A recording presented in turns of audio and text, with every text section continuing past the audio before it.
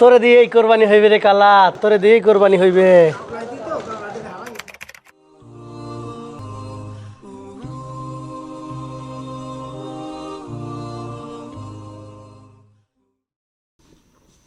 Hello বাবা, বাবা কবে আসবি? আরে আব্বা, অফিসে অনেক কাজ, কোরবানির আগের দিনকে আসবো। গরু কিনছি, তুই দেখলে খুশি হবি। এই বয়সে এই ঝামেলা করার কি দরকার ছিল? আরে রাখেন, এখন কাজ করতেছি, পরে ফোন দিব নে।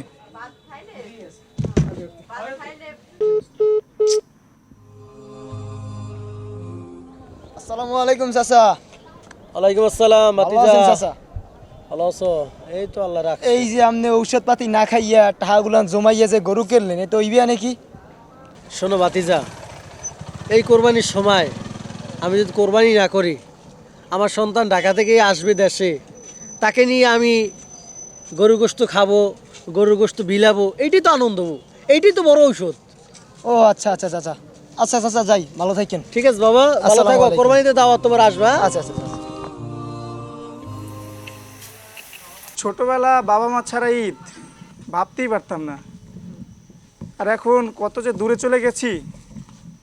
ইস, আয় বাবা, আয় আয় বাবা আয়। আচ্ছা আব্বা, গরু কিনছেন কয় টাকায়? কি জিজ্ঞেস করতেছি, উত্তর দেন। বাবা তোর দেখে ভালো লাগতেছে, অনেকদিন পর তোরে দেখলাম, অন্তরটা শান্তি লাগতেছে। আচ্ছা বাবা, তুই দূর থেকে আসছো, বাসায় চল, তারপর বলি। চল।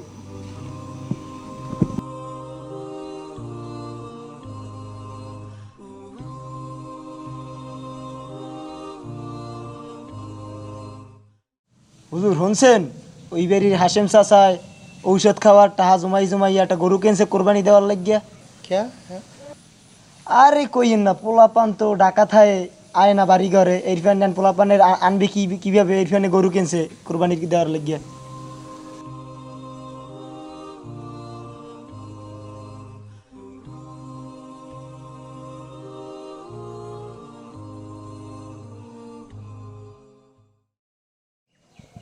আব্বা, আপনি কেন আমাকে বলেন নাই? সব কথা কি তোমাদের বলতে হবে?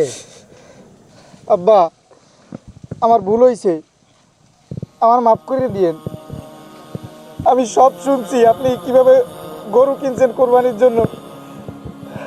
মাঝে মাঝে আপনারা দেখতে আসবো, আপনি আমার মাফ করে দেন। বাবা, তোর আমি খুব মহব্বত করি, তুই আমার একমাত্র সন্তান। তুই যে তোর ভুলটা বুঝতে পারছো, এটাই আল্লাহর কাছে শুকরিয়া। কারণ আমি অনেক আশা করে তোরে পড়াইছি, অনেক আশা করে আমি তোরে পড়াইছি। তুই এখন ভালো চাকরি করো বাবা, তুই আসবি, আমি এদিন চাই, আর আমি কিছু চাই না।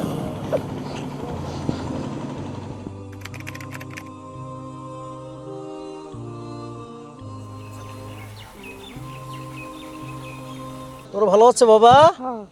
এই আমাদের পক্ষ থেকে তোমাদের জন্য কোরবানির গোশত হাদিয়া, হ্যাঁ? এটা বাসা নিয়ে যাবা, তোমার আব্বু আম্মু বাসা সবাই নিয়ে খাবা, ঠিক আছে তো? ইনশাআল্লাহ আমাদের জন্য দোয়া করবা, হ্যাঁ? ভালো থাকো।